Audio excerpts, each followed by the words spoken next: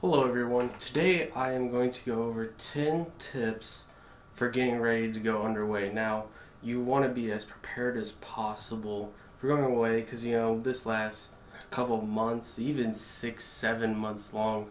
So you just want to be as prepared as possible so that you're not bored or you're not missing something. So the first thing is entertainment, such as your phone or your laptops. You want to get that all prepared. Download your movies. You want to get your games on there. Bring maybe an Xbox controller so you can play games, and that's a very popular thing for what people do while they're underway. So one thing I would suggest is to have like 3M tape. Some of the stuff with Velcro. I've actually got some right here.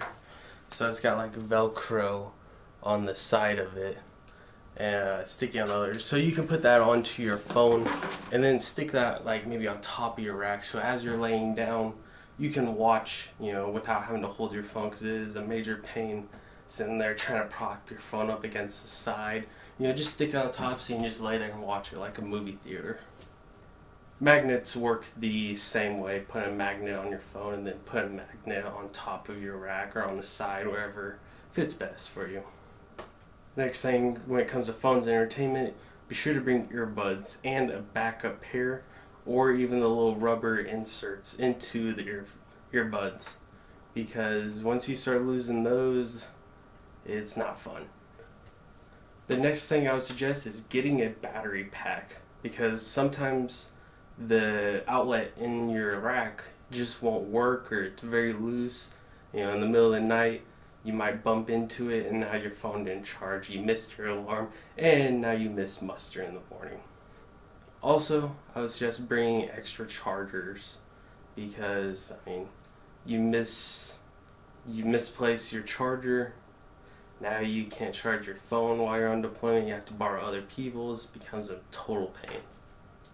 So the next thing I'll go over is the berthing is most likely going to be cold. So bring your own blanket, maybe bring some thermals to put on, because the berthing is never going to be at a comfortable temperature. It's either going to be too cold or it's going to be too hot because the air conditioning broke. Also, closing your rack when it's too cold will allow you to kind of build up the heat from your body. And if your ship allows there to be sleeping bags, bring a sleeping bag. It's a lot easier to clean up, and it'll look and be better. Next on the list would be personal hygiene. So you want to bring everything for the whole deployment if you have the room. But like I bought like 3 bottles of a 3-in-1 soap, shampoo and conditioner. One, because that it takes up less space. And I had enough to last me the whole deployment to where I never had to buy any from the ship store or from any other port visit that we made. Shower shoes. Shower shoes are so important, and you want to make sure you lock those things up, otherwise people will take them. Not a bad idea to bring a second pair. Toilet paper. Toilet paper is another good idea to bring some with you, just in case the ship doesn't have enough. And it happens, it happens where the ship runs out of toilet paper, and it's a nightmare. You don't have to take a shower every time sitting down on the toilet. Bring 2 to 3 towels, because one, someone might take your towel. Yes, it's gross, but it happens. And 2, while one's in the wash, you have an extra backup. And then you might need one. My ship required a towel for going to the gym to clean up the equipment afterwards. Then my final thought on your personal hygiene stuff is get an electric shaver. To me, it's just easier, a lot faster in the mornings, just to turn on the buzzer and just shave real quick.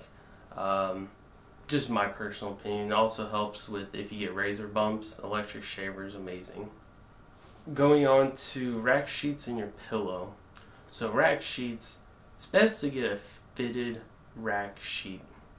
If you can find them, sometimes they're just lying about from previous people, they left them there. But you want to get a white fitted sheet so that it's a lot easier to just put on your rack, especially if you're on the top rack. It's a pain. But I've also seen people just tie the normal racks behind the bed mattress, so that works as well. And of course, you can get a second pillow of your choice. The ship's pillows usually aren't the best, but they work. I made it through deployment with just one. Okay, so now it comes down to selecting your rack. So usually you have the bottom, the middle, and the top. So the bottom, easiest one to get into. You don't have to worry if somehow you fell out of your racking or you're on the ground. It's like a couple inches above. Yeah, when you're putting stuff away, you're gonna have to be on your hands and knees to put it in there.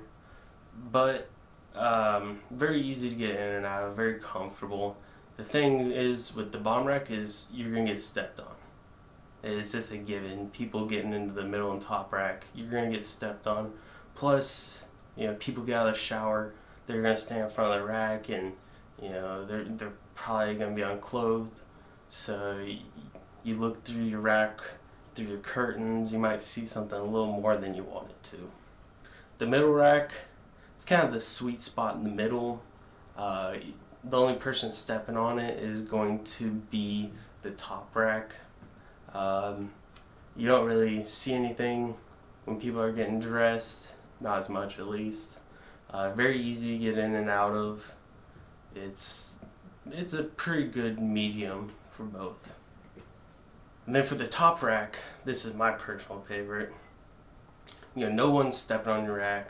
Hell, even during berthing inspections, your rack isn't looked at as much because they kind of have to stand on their tippy toes unless it's a 6'6" chief that can see above everything. So more than likely, you're not gonna get hit on too much. You have the most privacy, and yeah.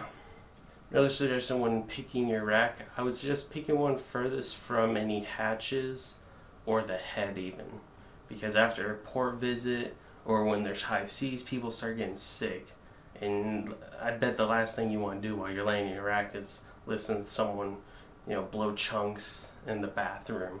It's not too fun to listen to. So the next thing when picking a rack is look for the extra outlets around the berthing or around the racks. If you can choose one around like an extra plug-in, that's the best thing, because now you have more options, especially if your rack's plug-in does not work. And finally, last thing that comes down to is the easy escape route. That's worst case scenario. If something were to happen, you can get out of the berthing as quickly as possible. Stuff happens, fires. Next thing on my list would be sleeping aids, because especially for those people who stand a watch schedule and you sleep during the daytime. So you'll want some sort of sleeping aid, such as an eye cover to cover your eyes, because people are going to turn the rack or the berthing lights on during the middle of the day when you're trying to sleep. That helps. Some earplugs as well, either your earbuds or some of the foam plugs to put in your ears. Those work great. Sleeping pills. Sleeping pills are always, I go for melatonin. It's not really one you can get addicted to make you go to sleep. You definitely can, but I'm no doctor. Okay, so don't take my advice. Anyways, some sort of sleeping pill may help you as well. Next is keeping your rack organized. It's very easy to get very disorganized. I've seen it. I saw people put dirty laundry in their rack. So the best thing is to keep it organized. One, that gives you more room because it's very limited amount of room. And two, it's just easy to find things. In the morning you don't have to wake up as early looking through your rack, and you make less noise too. So if you gotta find something in the middle of the night, you're not making as much noise waking up and pissing everybody off in the middle of the night. Keep your rack locked. One, during inspections, they see your rack unlocked, either one, it's going to get zip tied, and then you got to find someone with a knife to open it, or two, people are going to start stealing your stuff. So keep your rack locked. Also, put your phone in your rack when you're not, if you can't take it to you inside your office, keep it in your rack and keep it locked. Okay, for the next one, selling stuff. Selling stuff is definitely a way you can make some money while you're underway. Selling cigarettes, tobacco, any sort of stuff like that. People love it because they can make so much money, especially when the ship's door runs out. These aircraft carriers, they're out at sea for months before seeing a port visit, and they'll run out of stuff such as cigarettes. And when a person runs out of cigarettes, if you've ever had a nicotine addiction, you know it's not fun. You're willing to pay, $20 a pack, and that's a fact. You can make money off of it. And you can have earbuds and chargers, bring extras, try to sell them while you're underway. It works. So last thing when it comes to birthing and whatnot, I would say is to be considerate and be clean, because one, you don't want to piss off your neighbors, the people sleeping, your bunkmates. You don't want to piss them off because you're living with them. You are roommates with the other 100 people in your birthing, and you just don't want to piss them off. So keep clean, do your laundry when you can. Doing laundry underway is, it's a pain. It sucks. It's hot. It takes forever. Waiting in line sucks, but do it. Do it especially when you're underway and not a port visit, because my ship liked to close down the laundry room during port visits, which became a major pain. Also, change your sheets quite often, just so they don't start turning black, brown. It can get nasty and people start to see that. Next, just try and be as quiet as possible. In the birthing, people are on different watch schedules and whatnot, so it's great to be quiet during any time really in the birthing.